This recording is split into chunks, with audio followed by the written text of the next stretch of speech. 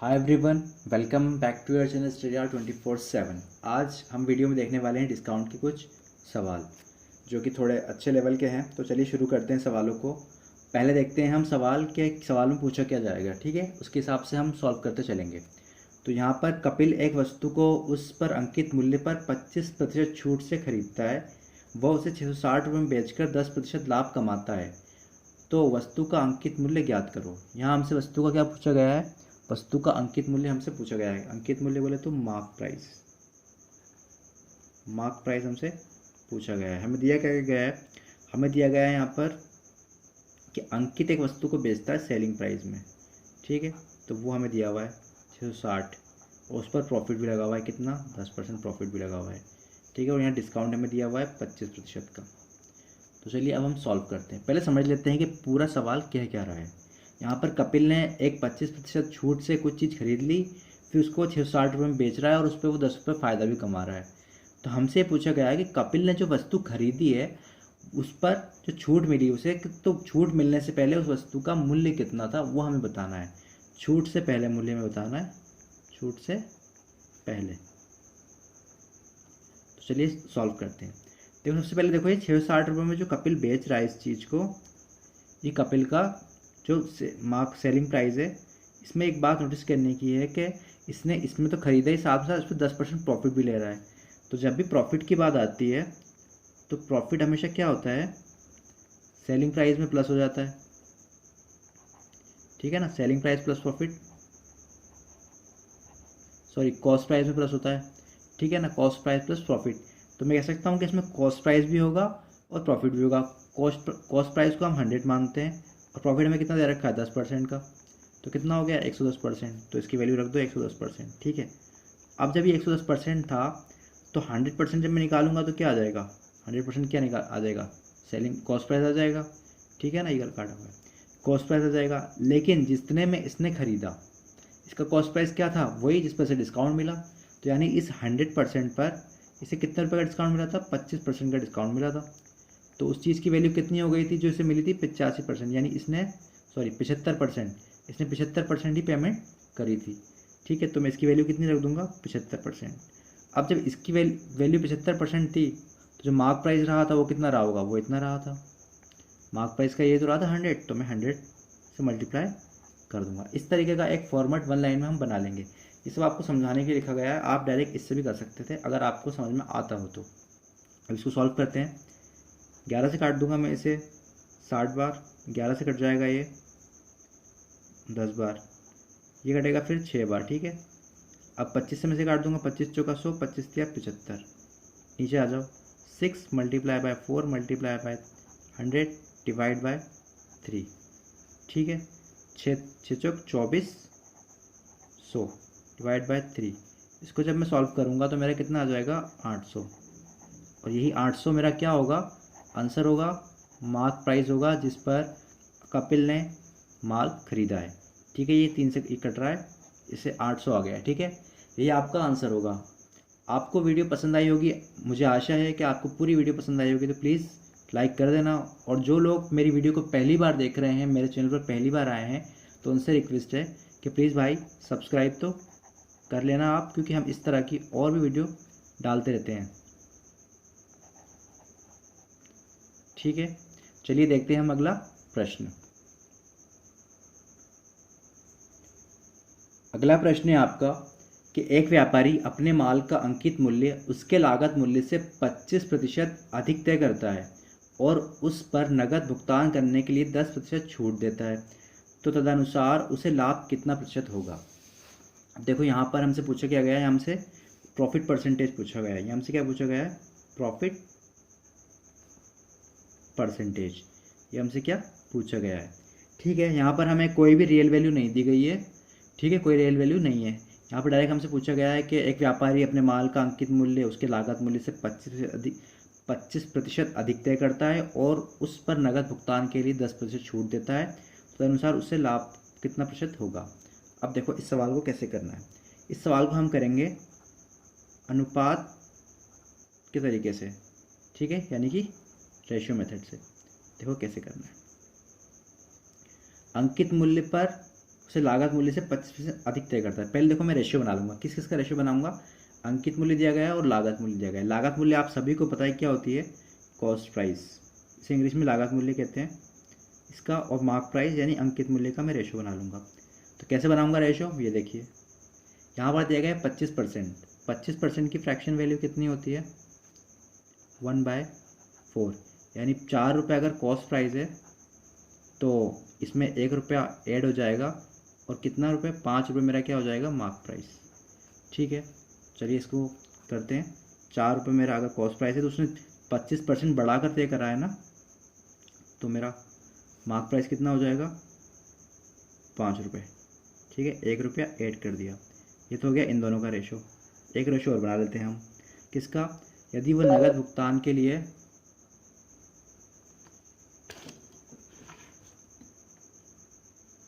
Wait 1 minute.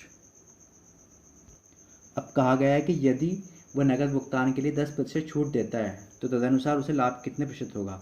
नगद भुगतान किस पर करेगा वो, मार्क प्राइस पर ही तो, यानी मार्क प्राइस पर ही तो छूट दे रहा है। तो देखो मार्क प्राइस पर और सेलिंग प्राइस का हम रेशियो बना लेंगे। कितने परसेंट की छूट दे रहा है, 10% की। 10% की फ्रैक्शन वैल्यू कितनी होती है, 1/10, यानी 10 रुपये पे 1 रुपये की छूट दे रहा है, तो ये कितना हो जाएगा, 10 से घट के 9 हो जाएगा। तो 10:9। ठीक है, अब इन दोनों रेशियो को मिला लेंगे हम आपस में। ठीक है, तो कैसे मिलाएंगे वो भी देख लीजिए।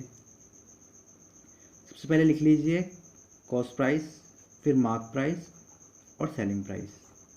ठीक है, अब आपको इसमें एक बात बहुत ज़रूरी याद रखनी है, जब भी आप रेशियो को बराबर करेंगे या रेशियो को मिलाएंगे तो इनमें ये बात देखने की है कि अगर ऐसे शॉर्ट तरीका है, ट्रिक समझ लो आप इसे, कि उसको सेंटर में लेंगे जो दोनों जगह आ रहा होगा। ठीक है, यहाँ पर कॉस्ट प्राइस दोनों जगह नहीं है, सेलिंग प्राइस दोनों जगह नहीं है, बस मार्क प्राइस ही दोनों जगह है, तो मैंने मार्क प्राइस को ले लिया है।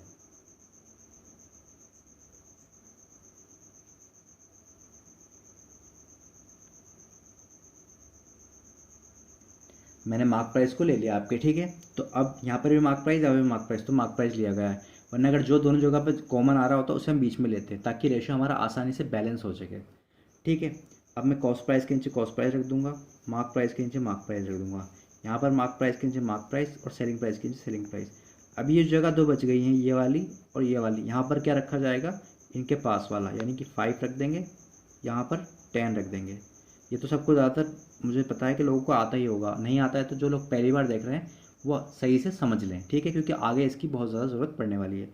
यहाँ पर कोई किसी से नहीं कट रहा है तो चलिए 5 से कट रहा है तो 5 से मैं से काट दूंगा 1 बार, 5 से कट जाएगा 2 बार, 5 से कट जाएगा 2 बार, तो मेरा बन जाएगा यहाँ पर 8, यहाँ बन जाएगा मेरा 10, यहाँ बन जाएगा मेरा 9। यानी कि कॉस्ट प्राइस, मार्क प्राइस और सेलिंग प्राइस का रेशियो कितना आ गया मेरा, लिख लेता हूँ मैं यहाँ पे, कॉस्ट प्राइस, मार्क प्राइस और सेलिंग प्राइस का मेरा जो फाइनल रेशियो आया है वो कितना आया है, 8:10:9। ठीक है, अब देखो यहाँ पर हमसे क्या पूछा गया है कि लाभ कितने प्रतिशत होगा। अब लाभ जो होता है हमारा, लाभ वो किस पर डिपेंड करता है, वो डिपेंड करता है कि क्रय मूल्य में कितना विक्रय मूल्य था, यानी कि विक्रय मूल्य और क्रय मूल्य के बीच के अंतर को हम लाभ कहते हैं। ठीक है ना, उसी तो लाभ कहते हैं, क्रय मूल्य और विक्रय मूल्य के बीच के अंतर को। अब क्रय मूल्य हमारा ये है और विक्रय मूल्य ये है।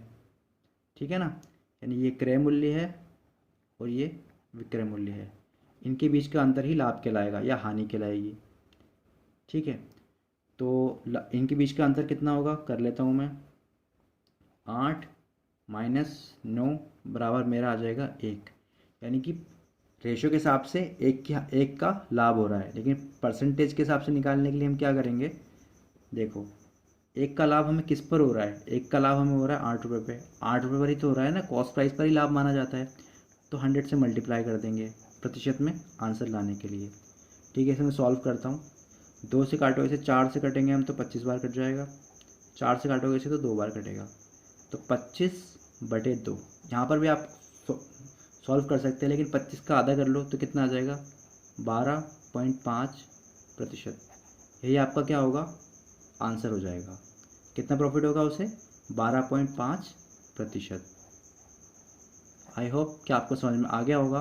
और मैंने पूरी कोशिश करी है आपको सही से बताने की, ठीक है। तो चलिए, आपको समझ में आ गया है तो अच्छा है। कुछ बातें अगर आपको पूछनी हो जो आपको समझ में नहीं आई तो आप कमेंट में ज़रूर पूछ सकते हैं। कमेंट बॉक्स आप लोगों के लिए ही दे रखा है।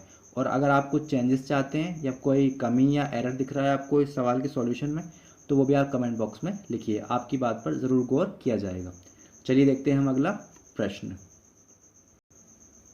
अगला प्रश्न है आपके पास, एक फुटकर विक्रेता ने एक थोक विक्रेता से 400 रुपये मूल्य के रेडियो सेट खरीदे। उसने प्रत्येक सेट की कीमत 30% बढ़ा दी और उस पर 8% छूट दी। उसे कितने प्रतिशत लाभ होगा? यहाँ पर भी क्या पूछा गया है हमसे?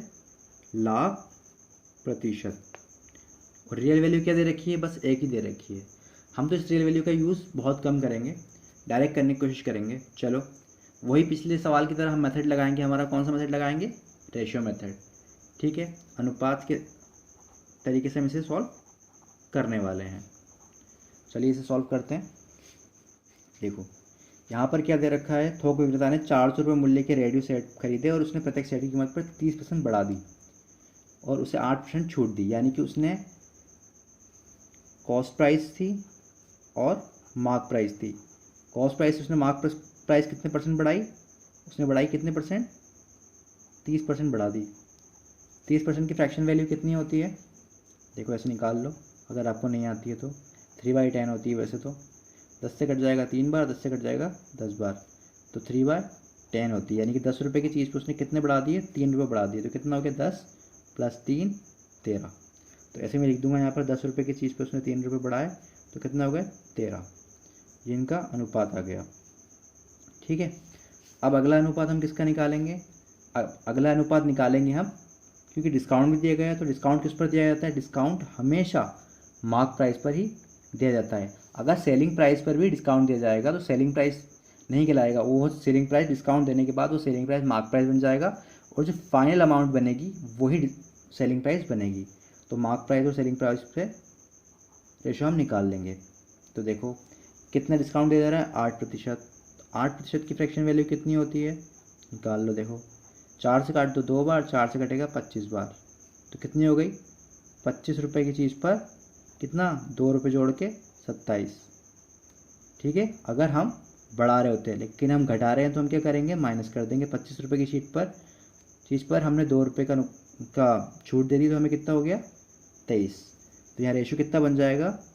25 रुपये की चीज़ पर 2 का छूट देने के बाद 23, ठीक है। ये रेशो बन गया किसका? मार्क प्राइस सेलिंग प्राइस का, कॉस्ट प्राइस मार्क प्राइस का। जैसा कि पिछले वीडियो में मैंने आपको बताया है कि जब भी आप रेशियो को दोनों को मिलाएंगे तो उस चीज़ को बीच में रखेंगे जो दोनों में कॉमन है। जैसे कि इसमें मार्क प्राइस कॉमन है तो रख देते हैं कॉस्ट प्राइस, मार्क प्राइस और सेलिंग प्राइस।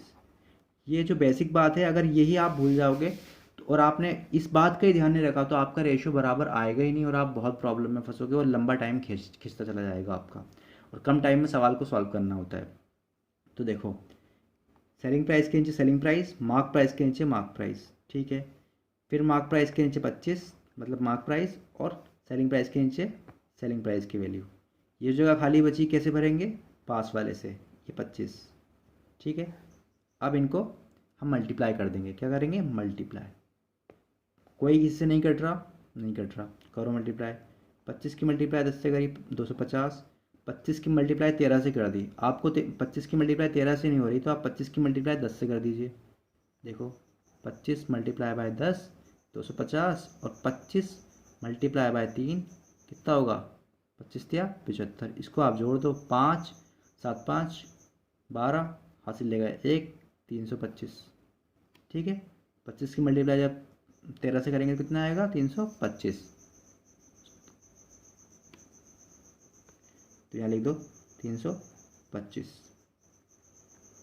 अब वही 23 की मल्टीप्लाई 13 से कर दो। 23 का भी टेबल आपको नहीं आता सही से तो कैसे करोगे? देखो यहाँ कर देता हूँ मैं रफ में। 23 की मल्टीप्लाई जब 10 से करोगे तो कितना आएगा? 230, ठीक है। यहीं कर देते हैं, 230 आ जाएगा। और 230 में 23 की मल्टीप्लाई जब मैं 3 से कर दूंगा तो कितना आएगा? 23 में 23 69 69 आ जाएगा। इसको मैं जोड़ दूंगा 9 9 299 आ जाएगा। तो कितना आ जाएगा 299 मैं यहाँ लिख दूँगा। ठीक है, ये इन तीनों का रेशो आ गया, फाइनल रेशो यही आया इनका। अब हमसे क्या पूछा गया है, ये कॉस्ट प्राइस है, ये मार्क प्राइस है और सेलिंग प्राइस है। हमसे पूछा गया है कि 8 की कितने % लाभ हुआ है। लाभ के बारे में मैंने आपको बताया था, लाभ डिपेंड किस पर करता है, लाभ आपका हमेशा कॉस्ट प्राइस और सेलिंग प्राइस पर डिपेंड करने वाला है। किस पर डिपेंड करता है लाभ, selling price minus cost price is equals to profit. ठीक है, अब देखो सेलिंग प्राइस कितनी है मेरी 299, माइनस कर दूँ मैं 299 में से 250 मैंने माइनस कर दिया, तो मेरे पास क्या हो जाएगा 49 का लाभ हुआ रेशो के हिसाब से। 49 यूनिट है। ठीक है, ये पैसे वैसे में नहीं है, यूनिट है। अब हमसे पूछ रहा है कि परसेंटेज के हिसाब से कितने का लाभ हुआ, तो चलो परसेंटेज के हिसाब से निकाल लेते हैं। तो क्या मैं 49 रुपये का जो लाभ हुआ है वो कितने रुपये की चीज़ पर हुआ है, वो हमें हुआ है 250 रुपये की चीज़ पर। ठीक है, 100 में परसेंटेज में निकालने के लिए क्या करते हैं हम 100 से मल्टीप्लाई कर देते हैं। तो 100 से हम मल्टीप्लाई कर देंगे। मैं से 50 से काट लूँ, जी बिल्कुल काट लो। 50 से कटेगा 2 बार, 50 से कटेगा 5 बार। ठीक है, अब इन दोनों की मल्टीप्लाई कर दो आप।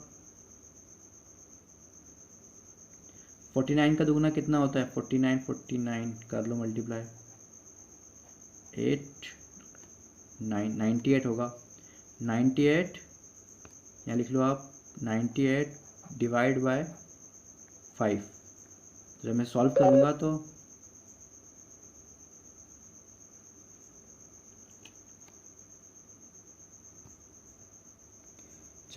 करूँगा तो ये 5 से कटेगा 5,